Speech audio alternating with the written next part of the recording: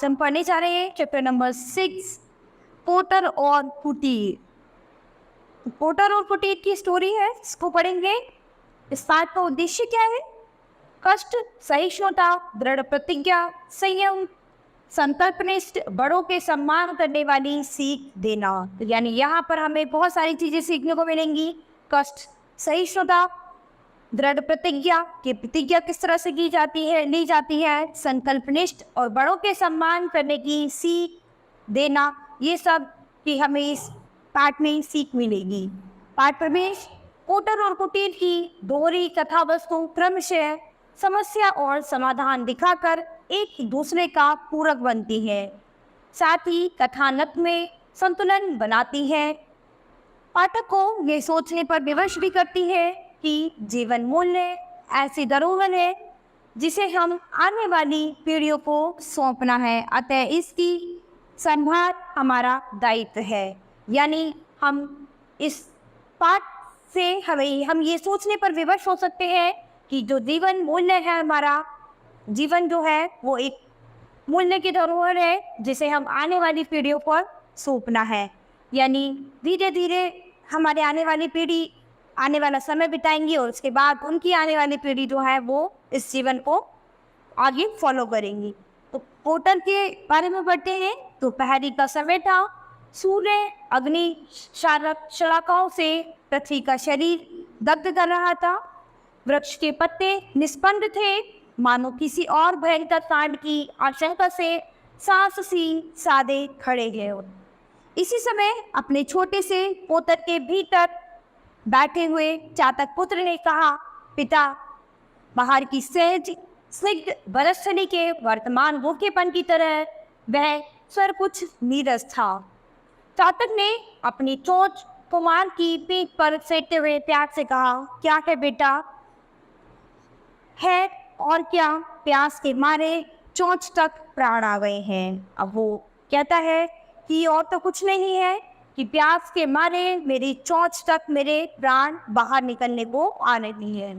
बेटा अधीर न हो, समय सदा एक सा नहीं रहता। अब वो अपने बेटे को सांत्वना देते हैं, एक तसल्ली देते हैं कि सब्र रखो, समय कभी भी एक जैसा नहीं रहता।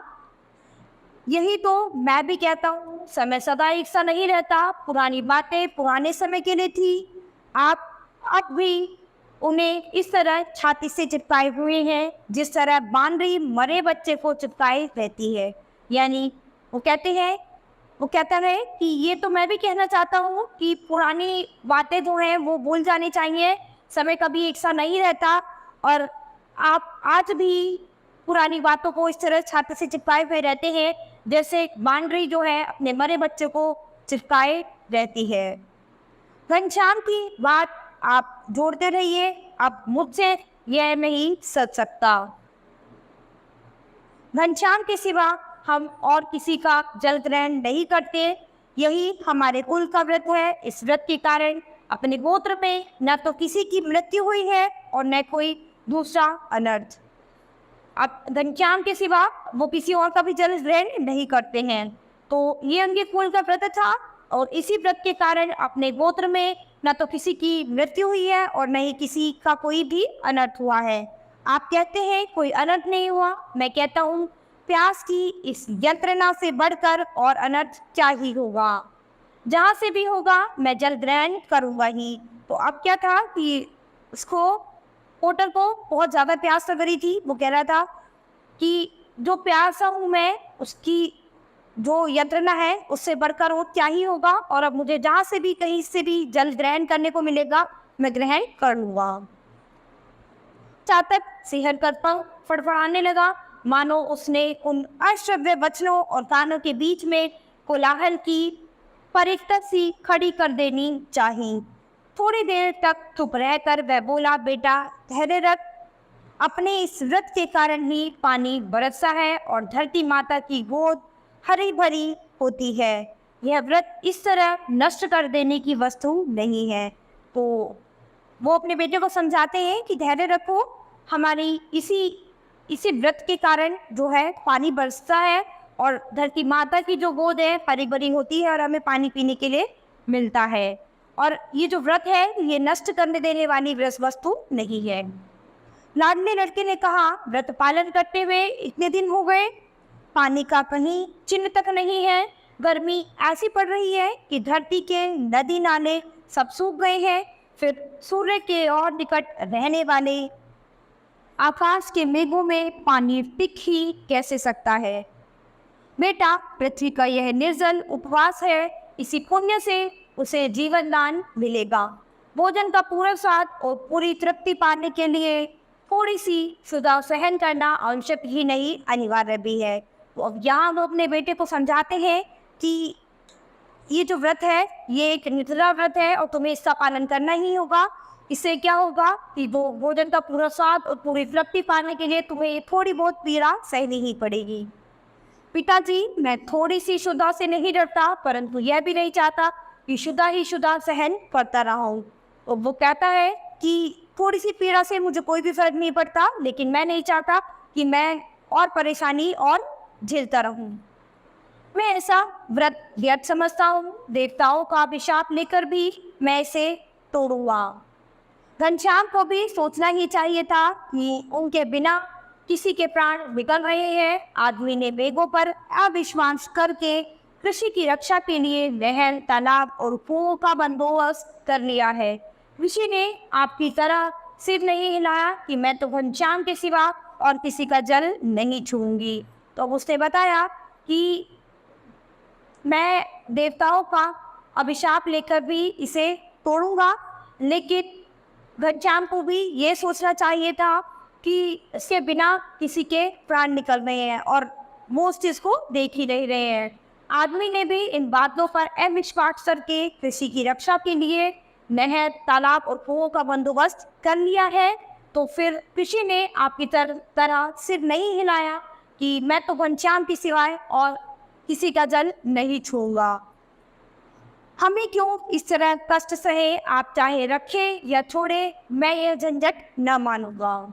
चातक ने देखा मामला बेडक हुआ चाहता है, इस तरह न मानेगा। कहा, यह बताओ तुम जल कहाँ से ग्रहण करोगे। अब वो अपने बेटे से पूछता है कि तुम ये बताओ कि तुम जल कहाँ से ग्रहण करोगे। चातक पुत्र चुप। उसने अभी तक इस बात पर विचार ही नहीं किया था। वह सोचता था जिस प्रकार लाखों जीव जंतु जल पीते हैं उसी प्रकार मैं भी पीऊंगा, पर वह प्रकार कैसा है ये उसकी समझ में नहीं आया था। यानी उनका बेटा जो था वो चुप हो गया क्योंकि उसने इस बारे में अभी तक विचार ही नहीं किया था। उसने सोचा कि लाखों जीव जंतु जिस तरह से जल पीते हैं मैं भी उसी प्रकार से जल पी लूंगा, लेकिन उसके बारे में भी उसे कोई भी समझ नहीं थी। लड़के को चुप देखकर पिता ने समझा कमजोरी यही है।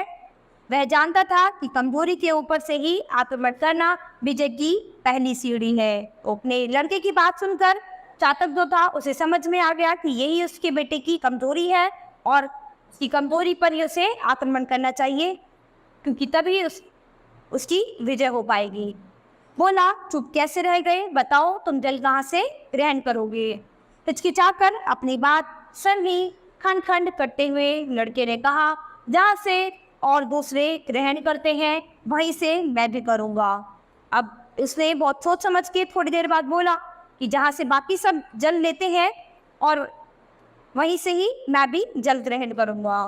पिता ने कहा, पड़ोस में वह पोखरी है, अनेक पशु पक्षी और आदमी भी वहाँ जल पीते हैं, तुम वहाँ जल पी सकोगे, बोलो है हिम्मत। तो उससे पिताजी ने कहा कि पड़ोस में ही पोखरी है जहाँ पर बहुत सारे पशु पक्षी आदमी सभी जल पीते हैं, तो क्या तुम वहाँ से पानी पी सकोगे, बताओ है की हिम्मत। जातक पुत्र को उस पोखरी के फ्रंट से ही फुरहरी आ गई।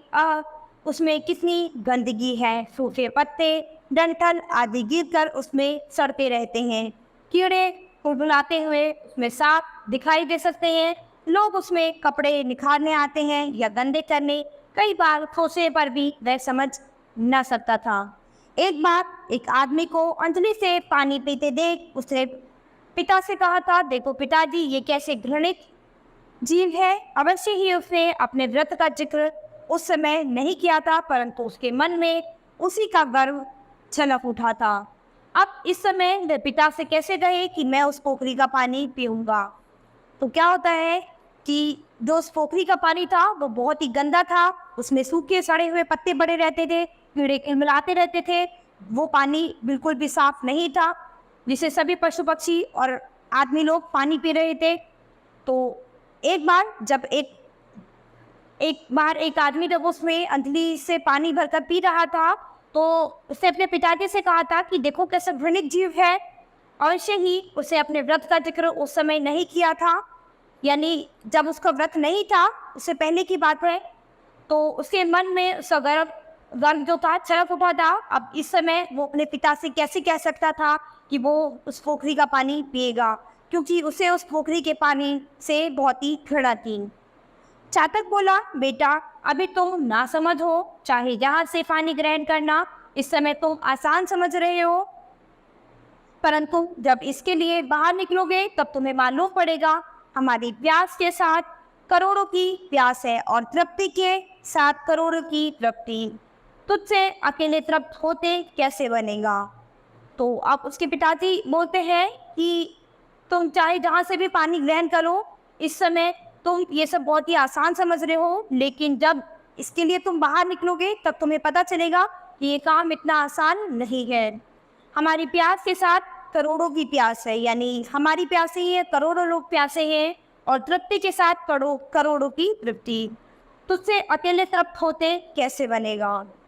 चातक पुत्र इस समय अपने हट को पुष्ट करने वाली कोई युक्ति सोच रहा था। पिता की बात बिना सुने वह बोल उठा, मैं गंगा का जल ग्रहण करूंगा। अब जो था उनका जो बेटा था वो काफी हटी था और वो सोच ही रहा था वो क्या बोले। तो अब उससे बात बोलता है वो कि मैं गंगा का जल ग्रहण करूंगा। चातक ने कहा, गंगा जी तो यहाँ से 5 दिन की उड़ान पर है, नहीं मानता तो जा, परंतु यदि तूने कहीं एक बूंद भी ली तो हमें मुंह नहीं दिखाना। चातक पुत्र प्रमाण करके फुर से उड़ गया। तो अब उसके पिताजी कहते हैं कि गंगा जी तो यहाँ से कम 5 दिन के उड़ान पर है, तो तू वहाँ पर कैसे जाएगा, और अगर नहीं मानता तो तू जा, लेकिन अगर तूने कहीं पर भी एक बूंद पाने की ली तो अपना मुंह मुझे मत दिखाना। इतना कह के चातक पुत्र जो था प्रणाम करके फुर से वहाँ से उड़ गया। कुटीर बुद्धन का कच्चा खरपैल का घर था, छोटी छोटी 2 कोठरियां, फिर उन्हीं के अनुरूप आंगन और उसके आगे और पुराना छप्पर। नीचे झुककर घर के भीतर आश्रय लेने की बात सोच रहा था। जीर्ण शीर्ण दीवारें रोशनदान न होने के साथ में दरारों के दत्तक से पूरी करना चाहती थी। उस घर में और कुछ हो या ना हो, आंगन के बीच चातक पुत्र के विश्राम करने योग्य नीम का एक वृक्ष था। तीसरी उड़ान की थकान मिटाने के लिए वह उसी जमीन पर उतरा। नीम की स्निग्धता तथा सघनता से चातक पुत्र को अपने निजी सहकार की याद दिला दिया। विश्राम पाकर भी उसके जी में एक प्रकार की व्याकुलता उत्पन्न हुई। पक्की निबोरी की तरह उस वेदना में भी कुछ माधुर्य था। नीचे वृक्ष की छाया में बुद्धन लेटा हुआ था। तो यहाँ पर क्या हुआ, 2-3 दिन की सैर के बाद जो चातक पुत्र जो था वो यहाँ पर विश्राम के लिए रुका। यहाँ पर जो बुद्धन था वो नीम की छांव के नीचे एक चारपाई पर लेटा हुआ था, और यहाँ पर इस नीम के पेड़ की टहनी पर आकर चातक पुत्र जो है विश्राम करता है। अवस्था उसकी 50 के ऊपर थी, फिर भी अभी कुछ देर पहले तक उसके पैरों में जीवन यात्रा की इतनी ही मंजिल तय करने योग्य शक्ति और मालूम होती थी। यानी उसकी अवस्था जो थी 50 के ऊपर थी, और वो है काफ़ी वृद्ध महसूस करता था, काफ़ी बुरा था। एक दिन एकाएक पक्षाघात में उसे अचल कर दिया। जीवन और मृत्यु ने आपस में सुलह करके मानो आधे आधे शरीर का बंटवारा कर लिया। स्त्री पहले ही गत हो चुकी थी, यानी उसकी जो वाइफ थी वो बुद्धन की वाइफ जो थी वो पहले ही खत्म हो चुकी थी। घर में 15-16 वर्ष का एकमात्र पुत्र गोकुल ही अवशिष्ट था। तो अब घर में उनका 15-16 वर्ष का एक बेटा ही था गोकुल, और कोई भी नहीं था। उसी के सहारे उसके दिन पूरे हो रहे थे। गोकुल एक जगह काम पर जाता था, काम करके प्रतिदिन संध्या समय तक लौट आता था। आज अभी तक नहीं आया था, इसलिए बुद्धन उसके लिए छटपटा रहा था। दोपहर आकाश में तारे चिटकाए थे, इधर उधर चारों ओर सन्नाटा था और घर में अकेला बुद्धन। तो आज उसका बेटा अभी तक काम पर से नहीं आया था, तो इसी वजह से जो बुद्धन था वो छटपटा रहा था। आकाश में तारे भी आ गए थे और चारों ओर काफी सन्नाटा था और घर में बुद्धन अकेला था। यद्यपि उसमें खाट से उतरने तक की शक्ति नहीं थी, तो भी उसका मन न जाने कहाँ कहाँ चौकड़ी बन रहा था, यानी उसके अंदर खाट पे से उतरने की भी हिम्मत नहीं थी और उसका मन चौकड़ी बन रहा था, व्याकुल था अपने बेटे, क्योंकि उसका बेटा जो है अभी तक वो घर नहीं आया था। गोकुल सवेरे थोड़े से चने खाकर काम पर गया था। बुद्धन के लिए भी कुछ चने और पीने का पानी यथास्थान रख गया था। तो गोकुल जो था वो सुबह सुबह कुछ चने खाकर गया था और अपने पिता के लिए भी थोड़े से चने और पीने का पानी की व्यवस्था करके गया था। आज खाने के लिए घर में और कुछ भी नहीं था। कह गया था शाम को मजदूरी के पैसों का आटा लाकर रोटी बनाऊंगा, परंतु आज वह अभी तक नहीं आया था। अनेक आशंकाओं से बुद्धन का मन चंचल था। जो समय आनंद की स्निग्ध शीतल छाया में शीतकाल के दिन की तरह मालूम भी नहीं होने पता और निकल जाता है, वही दुख की दाहक द्वारा में निदात के दीर्घ दिनों की भांति अकाट्य होता है। रात बहुत नहीं बीती थी, परंतु बुद्धन को मालूम हो रहा था कि बरसों का समय हो गया। बार बार अपने कान खड़े करके रात के उस सन्नाटे में वह गोकुल के पद शब्द सुनने का प्रयत्न कर रहा था। तो यानी धीरे धीरे समय बीतता गया, वो अपने बेटे की प्रतीक्षा कर रहा था और हर बार एक अजीब सी आवाज से उसको ऐसा लगता था कि जैसे उसके बेटे गोकुल के पैरों की आवाज उसे सुनाई पड़ रही थी। बड़ी देर बाद उसकी प्रतीक्षा सफल हुई कि बाहर खुलने की आवाज सुनकर वह चौंक गया। तो बहुत देर बाद जब दीवार खुलने की आवाज आई तो वो चौंक गया। वास्तव में यह गोकुल ही था। उसने कहा, कौन? गोकुल बेटा, आज बड़ी देर लगाई। अब वो कहता अपने बेटे से कि आज तो तुमने बहुत ही देर लगा दी आने में। गोकुल धीरे से पिता के खाट के पास आकर रोने लगा। बुद्धन ने घबरा कर पूछा, क्या हुआ बेटा, क्या हुआ? आज मजदूरी नहीं मिली, अब कैसे चलेगा? मजदूरी नहीं मिली, फिर इतनी देर क्यों हुई? तो अब बुद्धन जो थे वो परेशान हुए कि तुम्हें मजदूरी नहीं मिली तो कैसे चलेगा, और अगर तुम्हें मजदूरी नहीं मिली तो फिर तुम्हें इतनी देर कैसे लग गई? प्रकृतिस्थ होकर गोकुल ने उसे अपना हाल सुनाया। सवेरे घर से निकलते ही गोकुल को खाली खड़ा मिला। देखकर उसके पैर ढीले पड़ गए। सोचा आज भगवान ही मालिक है। काम पर पहुंचकर उसने देखा ओवरसियर साहब आज कुछ ज्यादा खफा है। इंजीनियर साहब काम देखने आए थे। जान पड़ता है काम देखने की जगह वे ओवरसियर साहब को ही देख रहे थे। अन्याय का ये बोझ उन्होंने दिन भर मजदूरों पर अच्छी तरह उतारा। शाम को मजदूरी देने के समय भी साफ इनकार कर दिया। आज दाम नहीं दिए जाएंगे, अदालत के फैसले की तरह जिससे कहीं अपील नहीं हो सकती। तो क्या था कि जो उनके साहब थे, ओवरसियर साहब जो थे, इन्होंने क्या किया, उस दिन उनसे बहुत अच्छी तरह काम लिया और उसके बाद शाम को मजदूरी देने से भी मना कर दिया। तो ऐसा लगा कि जैसे आज अदालत का ऐसा फैसला हुआ कि जहां पर कोई भी अपील नहीं की जा सकती है। ओवरसियर साहब का हुक्म मानकर मजदूर अपने अपने घर लौट गए। गोकुल लौटा चला रहा था कि एक जगह इस रास्ते में कुछ पड़ा हुआ दिखाई दिया। पास पहुंचने पर मालूम हुआ रुपए पैसे रखने का बटुआ है। उठाकर देखा तो काफी वजनदार था। वह सोच में पड़ गया, इसे खोलकर देखना चाहिए या फिर नहीं। तो जैसे ही गोकुल वापस आ रहा था वहां से, तो उसे क्या मालूम हुआ कि एक रुपए पैसे का बटुआ पड़ा हुआ था। तो उसे देखा और जब वो उसको उठाता है तो वो काफी वजनदार था। अब वो सोच में पड़ गया कि इसे खोलकर देखे कि नहीं देखे। उन्हें देखने का निश्चय ही उसे दृढ़ करना पड़ा। कौतूहल निवृत्ति करने के लिए इसने उसे टटोला। टटोलने पर मालूम हुआ रुपए हैं और बहुत कुछ भी। तो जैसे ही उसने उसे टटोला तो उसे लगा कि बहुत सारे पैसे हैं और भी कुछ है। थोड़ी देर तक वह वहीं खड़ा खड़ा सोचता रहा, इसका क्या करूं।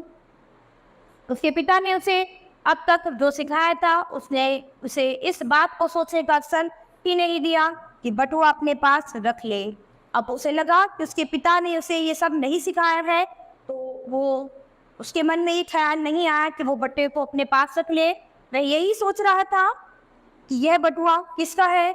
जब उसे मालूम होगा कि यह बटुआ खो गया है तब उसकी क्या दशा होगी। रुपए पैसे का क्या मूल्य है, यह बात वह कुछ दिनों में ही अच्छी तरह जान गया था। यानी उसे रुपए पैसों का ऐसा कोई वो नहीं था, क्योंकि रुपए पैसों का क्या मूल्य है वो उसने कुछ दिनों में ही जान लिया था। उस व्यक्ति की उस समय की दशा का विचार करके वह इस प्रकार सिहर उठा मानो उसी का बटुआ खो गया हो। यानी वो उस तरह से परेशान था गोकुल, जैसे मानो उसका खुद का ही बटुआ खो गया हो। उसे ध्यान आया, कुछ दूर उसने एक गाड़ी जाते हुए देखी थी। उस पर कान में मोती पिरोई सोने की बाली पहने हुए एक महतो बैठे थे। संभव है यह बटुआ उन्हीं का हो और किसी के पास इतने रुपए होना आसान भी नहीं था। यहाँ कुएं पर गाड़ी रोककर उन्होंने पानी पिया होगा और आग जलाकर तम्बाकू भरी होगी। एक जगह आग जलाई जाने के चिन्ह मौजूद थे। उसने इस बात पर विचार भी नहीं किया कि गाड़ी तक जाने में कितना समय लगेगा और वह दौड़ पड़ा। तो क्या था, उसे अनुमान लगाया कि आगे एक गाड़ी जा रही थी और उसमें जो व्यक्ति था वही होगा और वो यहाँ पर कुएं पर पानी पीने के लिए रुका होगा और कुछ आग जलाई होगी उसने तम्बाकू भरने के लिए, और उसे आगे पीछे कुछ नहीं देखा और वो उस गाड़ी के पीछे दौड़ पड़ा। लगभग आधे घंटे के परिश्रम से वह उस गाड़ी के पास पहुंच गया। गोकुल ने हाँफते हाँफते पूछा, मैं तो तुम्हारा कुछ खो तो नहीं गया। महतो ने चौंक कर गाड़ी में इधर उधर देखा, साथ ही जेब पर हाथ रखा तो पाषाण की तरह निष्पन्द हो गए। गोकुल से महतो की वह दशा देखी न गई। बटुआ दिखाकर उसने झट से प्रश्न किया, यह तुम्हारा है? एक क्षण में ही जीवन और मृत्यु का दवदव सा हो गया, मानो बिजली के खटके ने प्रकाश बुझाकर फिर से उद्दीप्त कर दिया हो। महतो ने कहा, भगवान तुझे सुखी रखे भैया, इसे कहाँ पाया? रास्ते में पड़ा था। इसमें कितने रुपए हैं? महतो ने हिसाब लगाकर बताया, 42 रुपए, एक अठन्नी, एक घिसी हुई बेकाम बोहनी, 10 या 12 आने पैसे, एक कागज, एक चांदी का छल्ला। तो महतो ने बताया कि ये सब चीज़ें हैं। तो गोकुल ने बटुआ खोल कर रुपये गिने, सब ठीक निकले। बटुआ हाथ में लेकर महतो की आंखों में आंसू भर आए। बोले, इतनी बड़ी रकम पाकर भी जिसे उसका लोभ ना हो भैया, मैंने ऐसा आदमी आज तक नहीं देखा। जब महतो ने उनसे बटुआ लिया तो उन्हें मालूम हुआ कि इतने पैसे देखकर भी अगर किसी व्यक्ति को इतना लोभ नहीं हुआ तो मैंने इस तरह का आदमी अभी तक कोई भी नहीं देखा है। यदि किसी और को यह बटुआ मिलता तो मेरा मरण हो जाता। मेरा रोम रोम असीम दे रहा है, भगवान तुम्हें सदा सुखी रखे। अब जो महतो था वो उन्हें बहुत ही आशीर्वाद देता है कि मैं अपने मन से हमेशा यही दुआ करता हूँ कि भगवान तुम्हें हमेशा सदा सुखी रखे। वह कहकर महतो ने बटुए से निकाल कर गोकुल को 2 रुपये देने चाहे। उसने सिर हिलाकर कहा, मेरे बप्पा ने किसी से भीख लेने के लिए मना किया है, मुफ्त के रुपए मैं नहीं लूंगा। महतो के सजल नेत्र विस्मय से खुले ही रह गए। गोकुल थोड़ी ही देर में उस अंधकार में उनकी आंखों से ओझल हो गया। सब वृतांत सुनाकर गोकुल अपराधी की भांति खड़ा खड़ा बोला, बप्पा आज खाने के लिए कुछ नहीं है। महतो से कुछ उधार मांग लाता तो सब ठीक हो जाता। अब वो परेशान था और अपने पापा से कहता है कि आज तो खाने के लिए कुछ भी नहीं है, अगर मैं महतो से कुछ पैसे उधार मांग लाता तो ठीक रहता। मेरी समझ में यह बात उस समय नहीं आई। यानी जब वो उसे पैसे दे रहे थे, इसने लेने से मना कर दिया था, तब उसके बाद समझ में ये बात नहीं आई कि आज उनके पास पैसे नहीं है तो आज वो कुछ खा नहीं सकेंगे। तो उसको ये बात समझ में नहीं आई कि वो कुछ पैसे उनसे उधार ले लिए थे। बुतन की आंखों से झरझर आंसू झरने लगे। गोकुल को अपनी दोनों भुजाओं में भरकर उसने छाती से लगा लिया। आनंद तिरेक ने इसका कंठावरोध कर दिया। उसे मालूम हुआ कि उसके क्षुधित और निर्जीव शरीर में प्राणों का संचार हो गया है।